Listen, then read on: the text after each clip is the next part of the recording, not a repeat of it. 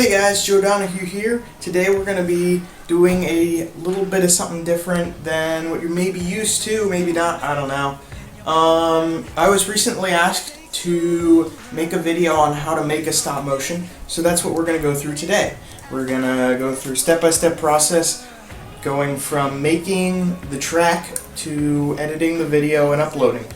So it's going to be a 3-part video and it's going to feature me making a track and telling you about how to make a track of your own, and then how to make the video, pretty simple part, and editing the video and then uploading it to a YouTube channel. That's the whole thing. So let's get started.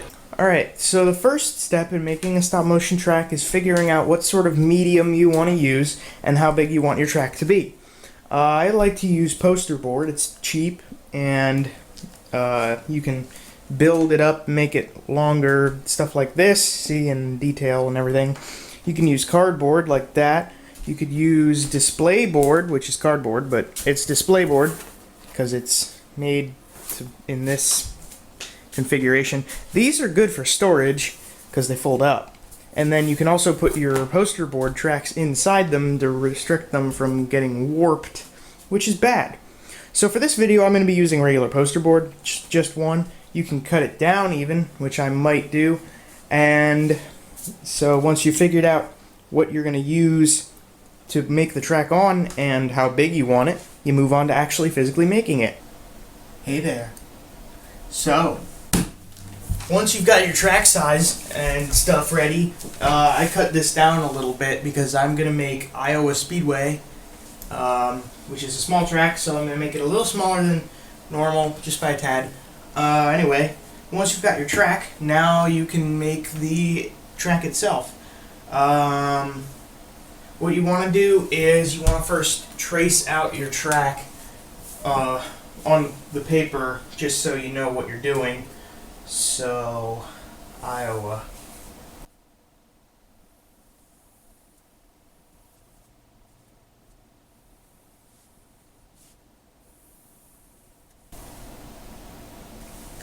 See how it took me 2 tries? That's why you do it in pencil first. I don't think I actually said that physically, but you want to do it in pencil to start, so that if you make a mistake you can just get rid of it real quick and no harm is done, you know what I mean? So that's something to think about when you're making these. Okay, so I've now erased that original line that I made that wasn't good. I'm going to continue now, and we're going to see how you measure out how wide you want the track to be. I usually use Indy cars, but these were just sitting on the floor right here, so I'm going to use the NASCARs here to measure out how wide I want it. I want it about 3 cars wide, really. You don't really want to go any less than that to make it like really good looking. Good looking, you know what I mean? So what I'm going to do here is I'm going to take these cars and I'm just going to kind of mark some specific places on the track along this line here where there is distance visible, and from the side here I'm going to do that. That's a little we'll see about this. It doesn't have to be perfect, but you kind of want to do something like that. I'm just going to make sure my line is good here, which it is, so that's how you do that. So I'm going to continue. You're going to, I'll skip through this. Whatever. Here we go. Massey and Ray Hall up at front. Troxel almost goes off. Troxel loose out of turn number 2, and he gets slides down. Saved it somehow. Burt leads still. Renner moves up into second, and they complete the second lap. Max Renner moves down on the inside. Evan Road to follow, and they pass Brandon Burt down through turn 2. Max Renner is your new leader of the Indianapolis 500. Renner through turn 3 now. Look back, Cuthbertson slides, and a big crash for Hunter Miller into the inside wall. Let's check out a Alright, so the track's drawn. I'm going to do the pit lane real quick. Nothing too fancy because you can't really make a big pit lane here, but just something to like be there. Another thing that's good is to know what your track looks like. Have a picture up. I usually use my iPad to look at tracks, but Iowa's pretty easy. But you want to know what the track you're making looks like, especially for parts like this. like the pit lane, because Iowa's pit lane is different. It's got that other road. So you want to know what you're doing. So just grab yourself some sort of internet connected thing and go to a map and find out what it looks like and make it tailored special to that. Or if you're making your own fantasy track, get creative. Fly, Matt Faust leads through 1 and 2 on the outside. Max Renner, now Brandon Bird on the inside, trying to make a pass into third. 3 wide for third place, but Matt Faust and Danica Matthew spin. Evan Road, and David lands in the wall. We got a caution on the first lap. Checking out a replay. It is Evan Road spinning on his own. David Land, I don't know, just hit the wall. He's done, though, unfortunately for him. So, with the restart, we complete 1 Matt Faust, and to his outside, Danica Matthew, as Max Renner trying to push Matt Faust up, and he will do so. Matt Faust gets out all alone in the front. Max Renner now got the inside line through 3 Matt Faust. So now let's color a little bit. You're going to want to use either paint or Sharpies throughout the course of this process. These are my Sharpies. I use Sharpies. You probably know that by now, but if not, now you do. I'm just going to outline the track, and then I'll draw in right here. I'll draw the grass that I'm going to use. And I think over there, I don't know what I'll do with the otherness, but that's how it goes. So let's do things. Control hits the inside wall, and that will end the 14's day. Cuthbertson gets new tires, restart. Here we go with Max Renner leading him down. Got 3 down and 2 to go for Max Renner. Green-white checker, technically. Evan Road into the lead now, through turn 1, down the short chute, and we're going to get a flyby of the field. See where you are, where your favorite driver is. Derek Lewis making a pass there. He's moved up. Holy cow, he moved up. Coming down through turn 4. I have a good couple black Sharpies because for some reason all the black Sharpies I have are like crap. Into the lead, Brian Flair Jr. held it off. He wanted us to wait. Now he's got to run on the outside of Max Renner, coming down the back stretch. Let's go on board. Here we come into turn number 3. Brian LaFleur Jr. gets the lead through turn 3. Down through the short chute. Is he going to get passed by Max Renner? Max Renner does not have a run. Brian LaFleur Jr. comes down to win the Indy 500. Amazing stuff from this veteran of the IRA, Brian LaFleur Jr. You get the picture. I'll show you what it looks like when it's done now. Alright guys, so I've accumulated a good portion of time to make this, but I mean, especially the logo, I mean, it looks pretty freaking good, I think, at least. I don't know. Yeah, everybody's got their opinions and whatever, but, so once you've drawn out your track, if you're doing it with Sharpie like that, you can move on to the next step, which is your stop motion, because I think I'm pretty much done with this. But I do want to make a point about the walls you put on your track. You have the options, at least that I do. You can use, that's my foot, Sharpie, and just kind of use your imagination. You can put like solid walls out of paper, like Porsche Raceway USA here, for example, is like. The camera won't move. Here we go. And they're stationary. They stay up all the time. And I also have this. So for like Long Beach here, what we've got is a track that I can store flat.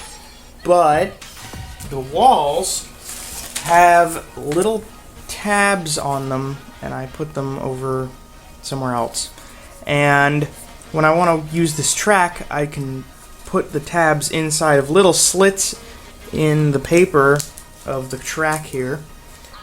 So when I want to use the track, and they're coded too, if you can see. You might have seen this in the race itself, the little like numbers and letters around the track. They represent numbered and lettered tabs on the walls, and that keeps it that you know where everything goes and everything fits together every time you use it. But it's pretty simple. You just kind of get under the track, put your tab in the slot, and it's done. Like that. Now, this isn't the correct slot and whatever combination, but just as an example, you can do that. And that takes a little bit more time to do, and it takes more time when you're setting it up. But it's pretty cool. It's worth the thought if you're trying to store flat but want walls like that. So another thing that can make your track look a little more realistic, you take the wheels on your car, you color them with black Sharpie, and then you take the car. You gotta kind of press a little hard for this, but ta-da! And you do that a couple of times, and what that's gonna do is that makes you a little groove that you can make your track look more realistic with. I mean, obviously one single line thing like that doesn't really look that good, but once you've done it a couple times, it looks pretty good. Okay, so now we've figured out our track, and it's time for the stop motion. Hey, that's me, I'm Joe. That's me in the mirror. Why am I showing you a mirror? Because we're gonna start going over the things you're gonna need to make your stop motion. One of the things you're gonna need is a camera. I only have one camera, that's kind of why I'm using the mirror. If I had two cameras, I'd probably videotape myself talking about a camera. But I only have one camera. So that's the camera. And you need that. And it needs to take pictures. And it probably needs to take videos too. Come here. Another thing you're gonna need is not that, but that's Maggie's Donohue. You need you should have at least, to make your stop motion good, you need a tripod. You need one that works well. What kind of tripod is this? I need to pee. Oh, sorry. Go away. It's a Readycam. Actually, the name's right there. It's a Readycam, and you need it to do a bunch of things. Maggie, come on. Okay, let's go get to the. There's another mirror over here. Now you know where all the mirrors in my house are. Yeah. So mine is. You can change how tall it is in two aspects. There's a little neck here, and then the legs come out, and it has a little handle on the back that I can do this with. Move it up and down. You can move it side to side like this, and then there's another piece that you can move on an angle like that, and that's my tripod. So you need one of those.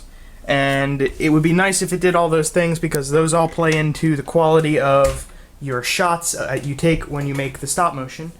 So you're going to need those. You need a track, and you need some cars. I think I'm going to make a little well and modified stop motion as an example for you here, and I'm going to show you the process here. Alrighty, so now we've got our cars, we've got our track, everything's in order, ready to go. Now how do you do what now, you know? Well, this is pretty simple. So, what you're going to do is you take a picture with your camera. I'm not going to take a picture because I'm recording right now with you. But, once you take that picture, all you do is you grab these little cars right here, and you move them about that much. Just that much. And you move them all, too. Just that, yep. And then you click it, and it's a pic, and that's how you make, that's how you make that. Remember to move along with the cars when you're taking the pictures. It makes it look better, and you can follow the race. And be sure to, listen to some music or do something like that, because it gets kind of long and uneventful. Another thing that's pretty helpful is if the car's not in the shot, you don't have to move it. So, like, if you only are showing the front here like this, and there's a car back there on the back stretch, you don't have to move it every time you move the cars on the front stretch. Just move the ones in the picture. It saves you time. Once you've got your stop motion done, you can throw it into your computer and an editing software system. The editing software I use is called VideoPad Video Editor. There's a free version. I have a version that costs a little more. It has some more perks than the free version. And it's a pretty easy task. Just, plug in your camcord. There's the port, but I'm holding the camcord. And then throw them into your thing.